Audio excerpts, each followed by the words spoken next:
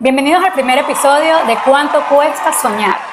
Después de como 3000 meses convencí a mi cuñada para que saliera en este episodio, que es el primero y considero que es sumamente importante porque lo que buscamos es ayudar a las personas que quieren una mejor vida y que consideran que yéndose de su país de origen podrían tener esa mejor vida. Ojo, no lo garantizamos, así que si se vienen a España por mí, que no sea por mi culpa. Pero vamos allá. Ella es abogado, hizo un máster aquí en España. Además pasó por un proceso migratorio acá, acaba de tener su nacionalidad, así que es española y sabe un montón del tema, así que nadie mejor que ella porque lo estudió, lo vivió, lo padeció y lo lloró y lo sudó todo. Bienvenida, Stephanie, ¿tienes algo que decir? Gracias por la invitación y nada, vamos a hacerlo de la manera más sencilla y más coloquial posible. Es importante destacar que son preguntas bastante cortas y bastante generales, por lo cual vamos a abarcar el tema de la forma en la que sea más sencilla de entender para todos. Intentaremos que sea lo más sencillo posible porque entendemos que ustedes no son abogados y son personas comunes y corrientes que no saben del tema. Así que vamos con la primera pregunta que te quisiera hacer. Vale. ¿Es posible que una persona que no tenga ningún parentesco con España o con Europa pueda venirse y pueda optar a tener una residencia o nacionalidad incluso? Sí, por supuesto que sí. Pero no es que esto va a ser automático. En el caso de España hay muchas opciones de venir. Tú te puedes venir. Vamos a hablar de la opción número 1 de los venezolanos por el mundo ahora mismo, que es solicitando asilo o protección internacional. España tiene también la figura del arraigo, que bien podría ser un arraigo social. Tiene los visados por trabajo y también tiene los visados de estudio. ¿Y qué es el arraigo? El arraigo, en este caso la figura del arraigo es cuando llegan personas que no regularizan su situación en España, sino que vienen como turistas, entran al país como turistas y se quedan por un determinado tiempo, en el caso del arraigo social. Tienen que pasar 3 años desde que entraron en España. Ellos pueden solicitar la residencia por arraigo, porque tienen 3 años viviendo en España sin haber regularizado su situación migratoria. O sea, pero esa gente entró como turista, no tiene ningún vínculo con España y durante esos 3 años no tienes nada. No tienes nada. Anteriormente, es importante que sepan que este año se actualizó el reglamento de extranjería. Anteriormente, con el reglamento anterior, la gente podía ser solicitante de asilo que no tenían una resolución.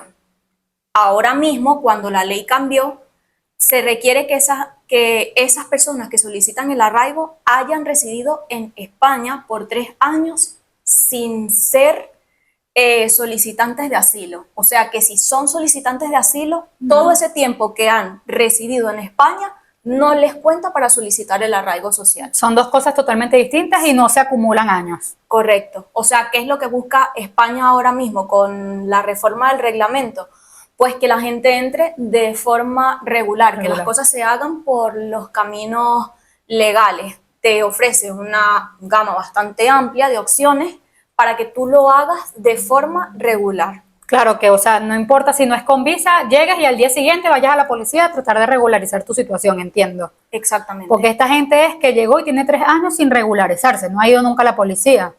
Sí, o bien sea que lo han intentado y no han obtenido respuesta. Ahora mismo es para personas que están en España, para dar un ejemplo, o sea, venezolanos o colombianos que llegan, pasan un determinado tiempo aquí, o sea, están empadronados en algún lugar, pero no han podido regularizar su situación migratoria, bien sea porque no han solicitado asilo o nunca han hecho nada para regularizarse, pero es verdad que han residido aquí. Entonces pueden optar a una arraigo social. Claro, porque tú puedes residir aquí y tienes un negocio en México y tú resides aquí y te está entrando dinero de allá, no necesitas trabajar ni nada y tienes 3 años viviendo en España de lo que me mandan mis padres.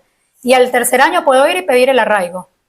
Exacto. O sea, la condición principal es que tengas 3 años viviendo en España y no hayas intentado por otra vía regularizar tu situación. Vale. ¿Y esto es igual para todos los países de Latinoamérica o cada país tiene como sus periodos de tiempo? Yo diría que cada país tiene sus reglas que son diferentes. Pero es verdad que España tiene convenios con bastantes países, lo que hace que las cosas sean diferentes. Por ejemplo, en el caso de Colombia, de Venezuela, de Argentina, de Perú, por ejemplo, que son países de Latinoamérica, la cuestión es un poco más sencilla, ya que España permite opciones y además, cuando los ciudadanos de esos países que nombramos residen por 2 años en España, a diferencia de otros países, pueden solicitar la nacionalidad, o sea que es más rápido. Sí, hay países que tienen que esperar, por lo menos el ruso, el amigo nuestro, tenemos un amigo ruso y tiene no sé cuántos años y él no tiene opción, todavía está en espera de residencia. En cambio nosotros Sí, es mucho más fácil. exactamente, o sea, va más rápido. Es más, en el caso de los venezolanos también es un caso bastante especial. Es verdad que España ha ido cerrando el chorro, como nosotros decimos coloquialmente, porque anteriormente a nosotros, por el tema del gobierno y por la situación sociopolítica de Venezuela, tenían, digamos, como que una consideración bastante grande con los venezolanos que llegaban, solicitaban asilo precisamente por la situación del país y nos otorgaban una residencia por razones humanitarias, que ojo, no es solo para los venezolanos, pero es verdad que en los últimos años esa residencia que es por motivos excepcionales nos las concedían en su mayoría, pero por Sí, una brecha muy grande, solo a los venezolanos. Y la verdad es que era bastante rápido. Ya con el paso del tiempo vemos que se ha ido endureciendo un poco más claro. la... Sí, claro. O sea, y al día de hoy, estamos en agosto del 2025, ¿qué necesitaría un venezolano que no tiene relación con España para venirse a España de una forma regular, evidentemente? O sea, bien sea que quiera pedir, por ejemplo, empecemos por el caso de que quieren pedir asilo, que es lo más común y creo que económicamente sería lo que menos dinero te piden, porque no sé si te piden dinero, la verdad. No. En este caso depende de cómo entra, pero como lo dijimos al inicio, hay varias opciones. La primera que me estás planteando es el caso de pedir asilo. Lo primero que les digo es que si van a venir, investiguen, háganlo responsablemente, porque España no es igual que otros países. Claro. O sea, no es que tú llegas y estás trabajando sin papeles, sin permiso. Sí. Aquí es más complicado eso. No, incluso el permiso de trabajo te puede tardar mínimo 6 meses y seguramente van a ser más de 6 meses. Puedes durar hasta un año sin permiso de trabajo. Sí. Entonces, en este caso que tú me preguntas, en el caso del asilo, lo primero es investigar bien. Es importante que sean conscientes de que necesitas una cita en la cual tú manifiestas tu intención de pedir asilo aquí en España y las citas están tardando. Entonces, pasan desde que llegas hasta que encuentras la primera cita, puede pasar 1 mes, 2 meses, 3 meses, 6 meses, un año.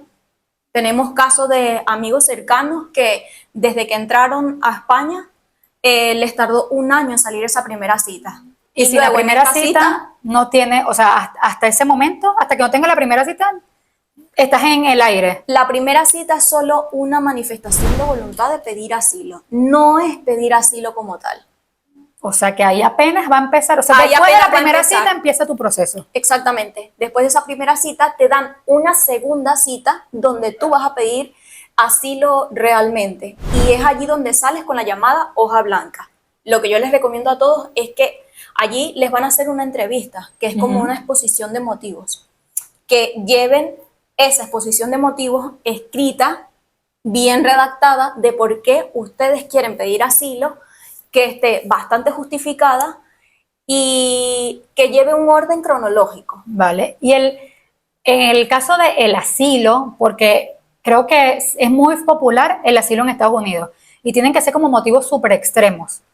Pero, por ejemplo, aquí un primo pidió asilo por motivos de que en Venezuela no podía estudiar porque había muchos paros universitarios, por economía, porque sus padres allá no lo podían mantener, y eso fue una justificación. Todavía ese tipo de motivos que de pronto no son tan extremos como me secuestraron y me querían es obligado, o sea, tiene que ser algo extremo o puede ser algo no tan extremo, o qué, cuáles serían no sé, como sabes, las historias que suele aceptar la policía?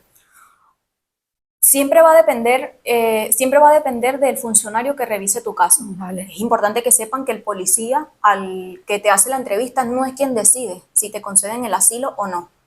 También tenemos que recalcar que en la mayoría de los casos a las personas no les conceden el asilo político, sino que, o sea, por ejemplo, a los venezolanos les dan una residencia excepcional por razones humanitarias. O sea, te niegan el asilo, pero te dan una residencia por razones humanitarias. Por la situación de Venezuela. Vale. Pero tú no solamente puedes pedir asilo por razones políticas, también puede ser porque eres un perseguido por tu orientación sexual, por motivos religiosos. O sea, Vale. no es solamente por razones políticas. O sea, que en realidad tu exposición de motivos es algo bastante personal que va a ir directamente relacionado a tu vida. O sea, tiene que ser algo es personal 100%. Es personal 100% y es muy importante que tú ahora mismo, o sea, anteriormente a los venezolanos que venían les concedían la residencia por razones humanitarias, porque era venezolano. Vale. Y porque alegaban la situación política de Venezuela y la crisis que existía en el país, la escasez, la inseguridad, por todo. Es una situación globalmente conocida, se las otorgaba, sobre todo después del coronavirus. Venían venezolanos de todos lados y España la verdad es que concedió muchísimas residencias a los venezolanos. Luego se empezó a cerrar esto. Ahora es más difícil. Exactamente. Habían 3 situaciones. Por ejemplo, cuando yo llegué fue en el año 2022. Y aquí se empezó a cerrar esto. Habían 3 situaciones en las que concedían esta residencia por razones excepcionales. Que era a los venezolanos que venían directamente desde Venezuela. Claro, que vienes huyendo. Exactamente. Que no tenían una segunda nacionalidad, o sea, que eran venezolanos. Claro. Y que no habían residido en un tercer país. Es decir, que por ejemplo, si tú eras venezolano, pero también eras colombiano, no te otorgaban esa residencia. Vale. En la mayoría de los casos, o sea, fue como... Sí, siempre hay excepción a la regla. O sea, habrá de pronto uno que va a decir por ahí, ay, pero yo tengo la nacionalidad colombiana y me lo dieron. Ya, pero no, un siempre, caso en... Exactamente, siempre dependes del funcionario que revise tu caso. Pero digamos que se empezaron a ver en esas resoluciones esos 3 criterios bien marcados. Claro. Entonces, luego vimos que la gente en sus relatos o en su exposición de motivos empezaba a alegar una situación muy global que ya era conocida y les empezaron a negar esa residencia por razones excepcionales, aunque cumplieran con esos tres requisitos que dijimos anteriormente. Porque se salían de lo personal y ya hacían como un copia y pega, pues. Exactamente. No contabas lo que verdaderamente tú habías padecido y ya como que el funcionario que tienes enfrente lo leía y decía, o sea, mira, me estás diciendo lo mismo que el de... No es suficiente con que alegues una situación que ya es conocida, o sea, una situación global. Siempre hay que ir más allá, hay que prepararlo. Es algo que no se puede hacer improvisado. Claro. Porque, por ejemplo, en el caso en el que tú me decías, eso fue lo que empezó a ver España, que me dijiste que tienes un amigo que dijo que se vino porque por la universidad no podía acceder. Entonces, la razón por venir, o sea, la manera de regularizarte para España, o sea, para venir aquí, no es venir y pedir asilo. Coge la visa. Un visado de estudio. O sea, te niegan esa residencia para obligarte a que tú lo hagas por los caminos regulares. O sea, porque se dieron cuenta de que todo el mundo venía y todo el mundo pedía asilo. Y no todos los casos son de asilo.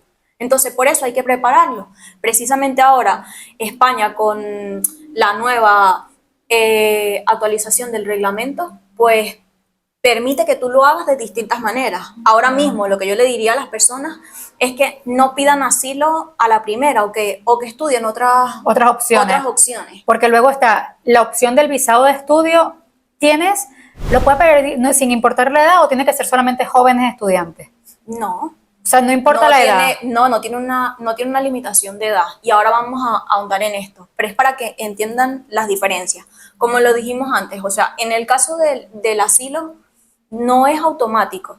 Y tienen que tener en cuenta de cuáles son las consecuencias de cada uno. Por ejemplo, cuando tú llegas a pedir asilo, necesitas, lo primero para hacer cualquier cosa en España es llegar y empadronarse.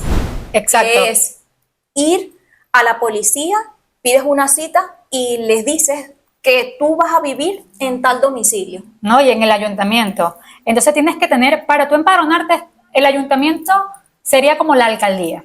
Tú tienes que ir hasta la alcaldía, pero tienes que tener ya una casa en donde la persona que tiene el contrato de alquiler de esa casa, o sea, dueña de esa casa, esté dispuesto a que tú te empadrones como que si tú vives en esa casa.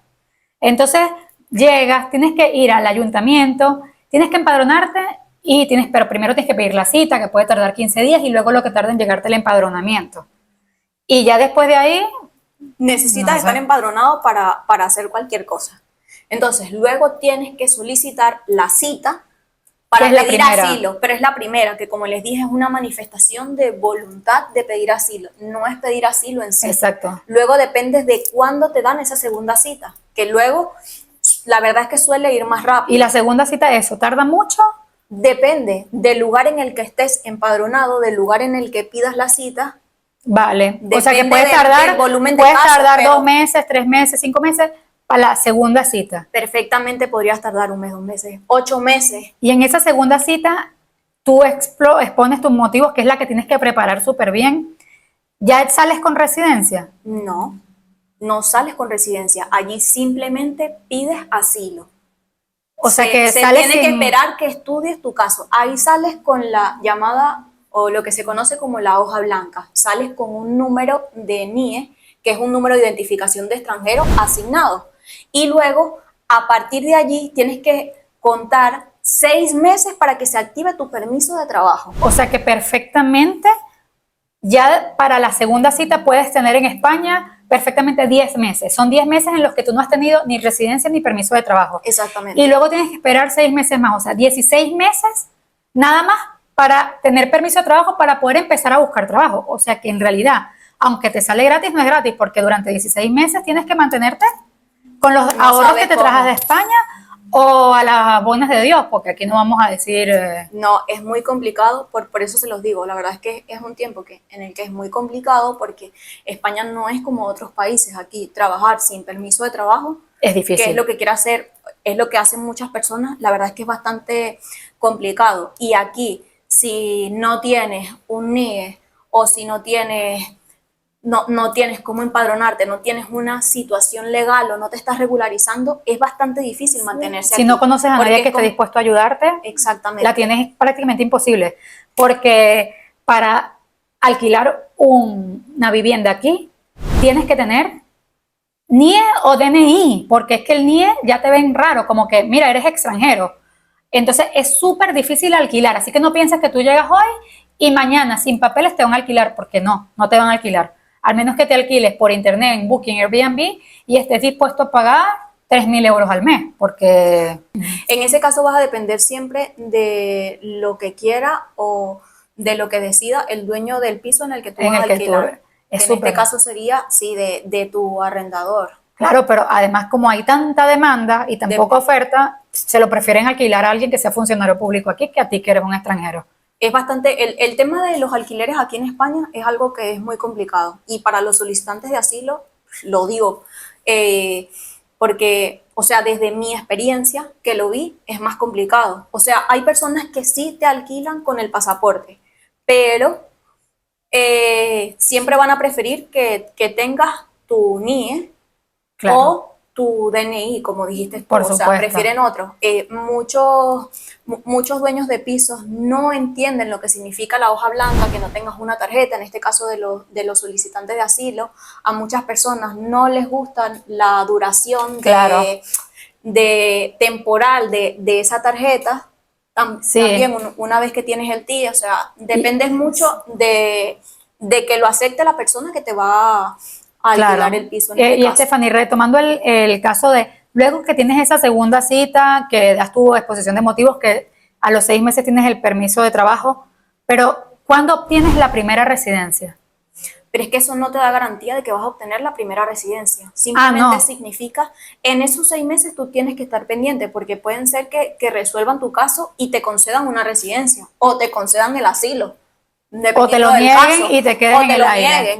nieguen y la resolución indique que tienes que salir inmediatamente, tienes que abandonar inmediatamente el país. Hay muchas posibilidades ya luego que se te abren, tú puedes recurrir. Claro, pero es un motivo de estrés y es un motivo de que tienes que estar alerta, no es a la ligera como O sea, lo pintan, porque yo creo que muchas veces desde Venezuela o desde Chile, Perú, Ecuador, muchas personas que de pronto no les está yendo tan bien y se quieren venir, lo ven y creen que es fácil porque nadie cuenta lo que está padeciendo.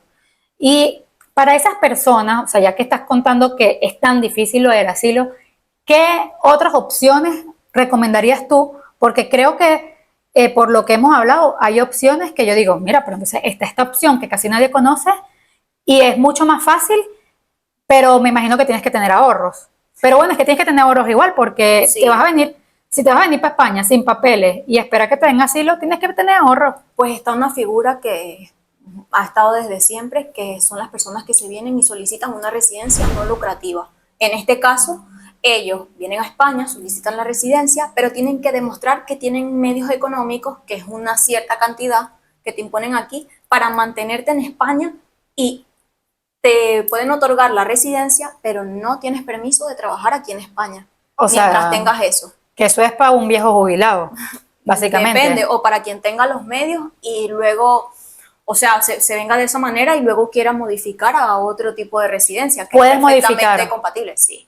Pueden modificarse posteriormente. Vale. Vale, está luego el visado de estudio, que la verdad es que es una figura que yo recomiendo mucho. No tiene un límite de edad, desde mi punto Que de súper bien vista, eso. y es digamos que es bastante amplio, o sea, no te dice que tienes que hacer una carrera universitaria completa, se puede abrir incluso para formaciones profesionales que tú vengas a hacer. En este caso es importante que lo estudien bien porque muchas personas se equivocan y creen que viniendo a hacer una formación profesional o un curso de 6 meses van a obtener, luego van a poder modificar a una residencia y no es así. O sea, la mejor opción es venir a España con un visado de estudio. ¿Y el visado lo tienes que tramitar en tu país de origen o puedes venirte como turista y tramitarlo aquí? Pues tienes las dos opciones. Lo puedes tramitar desde tu país de origen, el visado, y es muy importante. En la embajada, o sea, vas a la embajada Sí, y tramitas tu... lo puedes tramitar allá o lo puedes tramitar estando aquí en España, pero dentro del tiempo que tienes como O turista. sea, tus 3 meses, no te Tienes puedes que hacer exceder los todo. 3 meses. Exacto. En este caso, las personas que vengan a España, lo primero que tienen que hacer, como les dijimos, es empadronarse. Ir al ayuntamiento y empadronarse. Tienes que demostrar que tienes los medios económicos. Vale, Que pero tienes los te piden medios. un monto específico o depende de la carrera o de la Sí, formación profesional. depende de lo que o sea, depende de lo que vas a estudiar, pero suele ser el mínimo vital, que en internet ustedes pueden encontrar el monto que es para que puedas venir y solicitar. Y también tienes que tener la aceptación de la universidad donde vas a estudiar. Tienes que presentar el expediente, también donde está el programa académico de lo que vas a estudiar, las horas, porque hay requisitos. O sea, mi recomendación también es que lo hagan con un centro que esté acostumbrado a hacer este tipo de trámites. Aquí en España hay muchos. Y casi todos saben lo que pide, no sé si eso es extranjería o qué ministerio es. Sí. Ellos saben y ellos mismos te arman tu expediente. Te arman el expediente para que lo lleves a extranjería. Sí.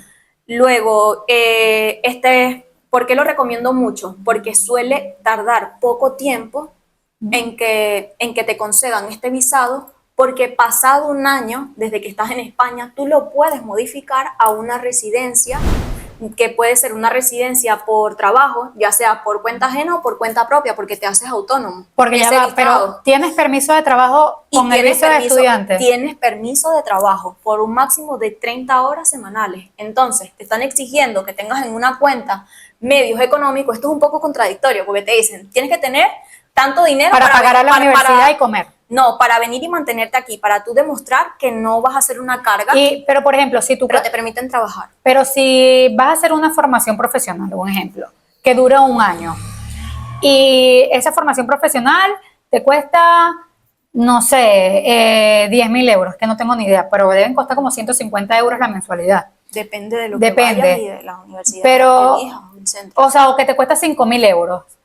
Tú tienes que tener Es lo que dura el año, o sea, por ejemplo, si para España el mínimo vital son 1.000 euros al mes, tienes que tener los 12.000 en la cuenta. Sí. O sea, lo que dura la carrera universitaria total. No. Cuando tú lo solicitas, ese dinero tiene que estar en la cuenta. Y luego lo puedes sacar. No significa que vas a tener el dinero retenido un año allí. Ah, o sea que tú puedes perfectamente pedirlo prestado. Sí, bueno, pero esas cosas, ¿cómo lo va a hacer cada quien? Bueno, pero yo aquí dando ideita. O sea, pero, ¿sabes? Porque a ellos no les importa qué vas a hacer tú con ese dinero y de quién es. Pero lo tienes que tener en una cuenta a tu nombre. Sí, tal vez a ellos no, pero, por ejemplo, luego vamos a ir a uno de los requisitos. Para hacerlo, tú tienes que tener una cuenta. Y a esa es otra cosa a la que vamos. A abrir una cuenta aquí para los extranjeros no es tan fácil. Ahí depende de la entidad bancaria a la que vayas y de los requisitos que te pida cada una. Pero si vas con tu estudio, o sea, con que tú quieres estudiar y llevas la carta de aceptación de la universidad, sí, algunos bancos te lo abren como extranjero. Algunos bancos te abren las cuentas con pasaporte o con un número de NIE, con la aceptación de la universidad que vas a trabajar. Algunos, no todos. Por ejemplo, para decirles, el Banco Santander y el BBVA suelen tener políticas bastante flexibles, tienen la cuenta online y permiten hacerlo. Vale. Pero en todos los casos, o sea, no es como que tú llegas a España y vas a ingresar 10.000 euros en la cuenta y el banco feliz de la vida te va a abrir una cuenta. No, porque te van a decir que tú demuestres de dónde vienen esos fondos, ¿me entiendes? Porque tienen muchas políticas. Y él tiene que ser a juro a tu nombre. O sea, el dinero tiene que estar en una cuenta a tu nombre. O, por ejemplo, alguien que tiene sus papás. Es lo más recomendable. O sea, si vienes y estás a cargo de una persona, podrías hacerlo. O sea, podrías hacer la cuenta de tu padre. Lo ideal es que sea a tu nombre. Lo ideal es que seas a tu nombre. O sea, es lo más recomendable. Entonces, para el visado de estudio, ¿qué necesitamos? Lo podemos solicitar desde el país de origen, en el consulado, o lo podemos solicitar estando aquí en España. Durante el tiempo que tenemos como turistas, necesitamos tener una cuenta de banco o necesitamos demostrar los medios económicos, necesitamos estar empadronados y la aceptación de la universidad. Las ventajas, como les dije, con esto, suele ser bastante rápido la respuesta, puedes trabajar hasta 30 horas semanales. Y luego para tú cambiar del visado de estudio a tu residencia, porque o sea, lo que todos queremos evidentemente es tener la residencia, para tú cambiarlo de visado a residencia por trabajo, ¿te vale con trabajar 30 horas a la semana? ¿O tienes que...? No, te vale. Y si son 20 horas, también. O sea, tú lo que tienes es que cotizar durante un periodo de tiempo determinado. Sí, luego tú en la seguridad social.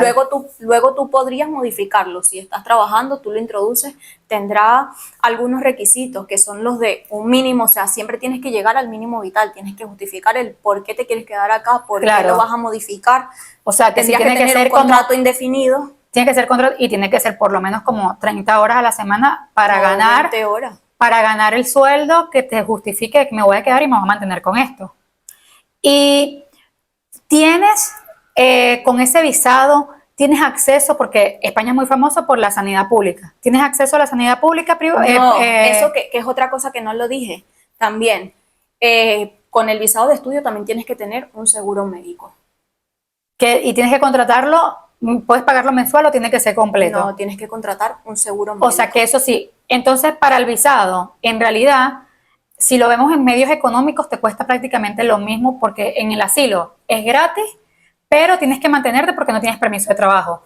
Con el visado, el gobierno te exige dinero en una cuenta, pero puedes trabajar. Entonces, al final es lo mismo. Lo que sí te va a costar dinero es pagar la universidad o la formación profesional, que suele ser entre 150 a 200, dependiendo de la formación que vayas a hacer, y el centro. Porque hay centros que cuestan 30.000 y otros que cuestan 100. Depende. Exacto. De lo que vayas a hacer. Y también debes tener entonces, eso es anual, lo del seguro médico. Sí. Entonces, suelen ser como 500 euros, o sea, depende. Porque te piden unas pólizas específicas. Sí. No te vale o sea, la póliza que puedo pagar yo como residente española no te sirve a ti.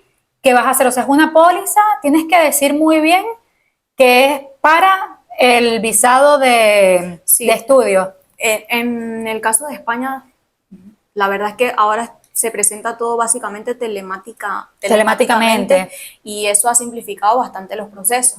Entonces, lo que yo les recomiendo en estos casos es que si lo van a hacer, lo hagan también con una persona que sea experta en la materia o que esté acostumbrada a trabajar en estos temas de extranjería. Porque Es lo que yo haría, ellos tienen porque contactos y agilizan el proceso, creo yo. saben cómo se hace, saben cómo presentarlo para que no se tranque, para que no te lo niegues. Siempre es importante ir con expertos, porque tú perfectamente lo podrías hacer, Claro. porque ya todo se presenta telemáticamente, toda la información está en internet, tú la puedes hacer, pero mi recomendación es siempre que vayan con un experto. De hecho, lo digo desde mi posición, que como lo dijiste antes, yo soy abogada, he pasado por esto, es un tema que me gusta porque lo he vivido, Claro. y la verdad es que me llama bastante la atención, pero yo no ejerzo como abogada aquí, o sea, yo estoy hablando de la forma general por lo que has pasado y has vivido exactamente, y todo. pero siempre mi recomendación es que vayan con abogados o gestores que estén acostumbrados a trabajar con eso.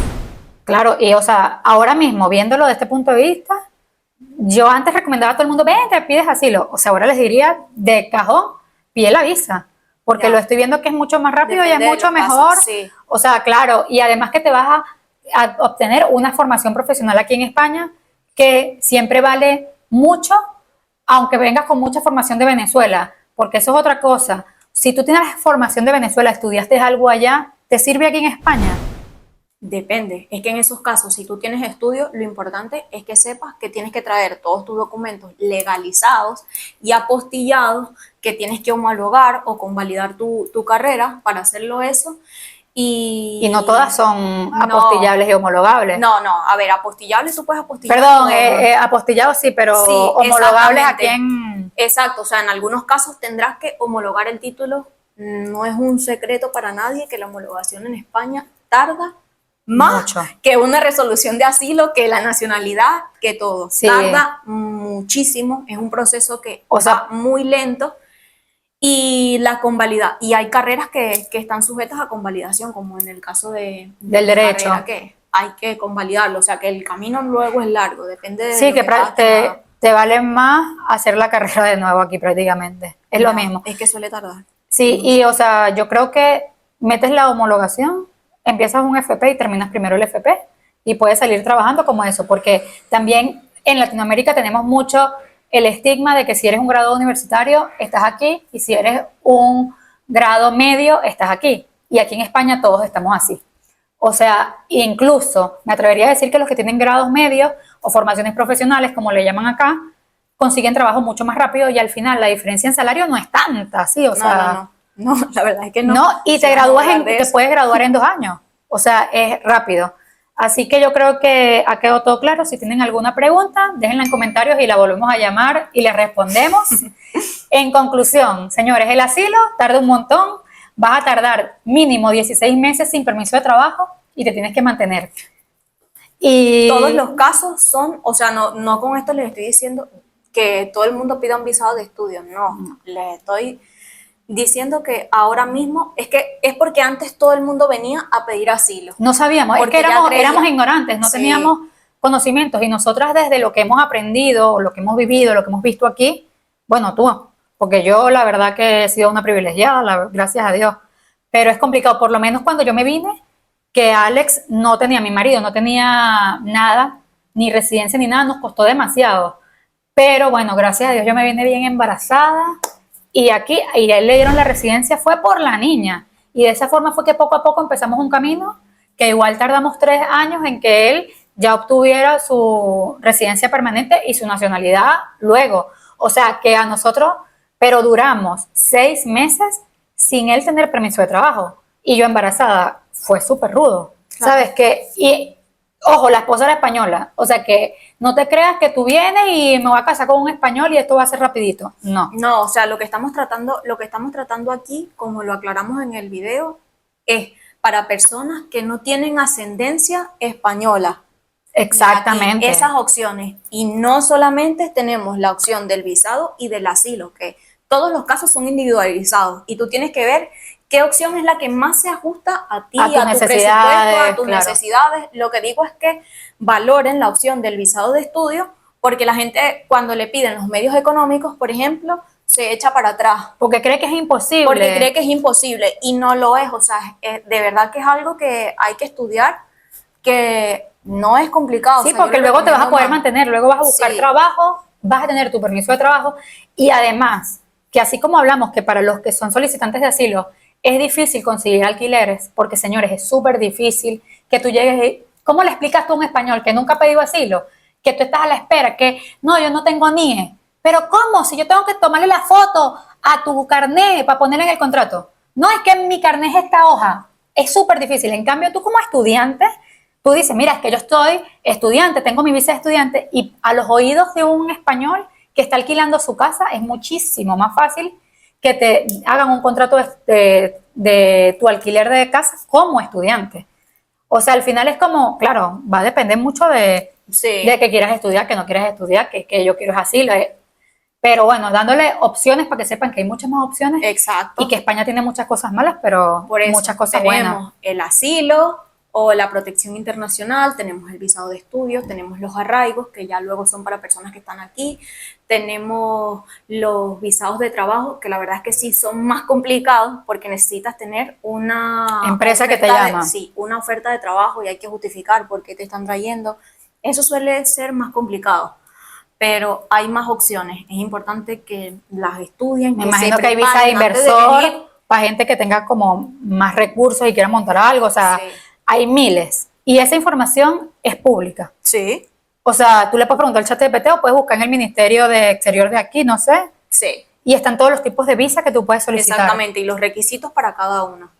Y creo que me atrevería a decir que en todos los países de Latinoamérica debe haber una embajada española que te dé información. Sí. Y algo que me Pero parece... bueno, el internet, o sea, que está Sí. al alcance de todo el De mundo. todo. Investigar qué es lo que más se ajusta a tu situación personal Sí. o familiar. Y algo que a mí me parece súper importante para cerrar el episodio es que acá todos los ayuntamientos en donde tú te vayas a empadronar, o sea, todas las alcaldías, tienen oficinas de servicios sociales. Y en esas oficinas suelen haber abogados que se encargan de ayudar a estas personas que llegan en una situación vulnerable. Es difícil conseguir las citas, pero no son imposibles.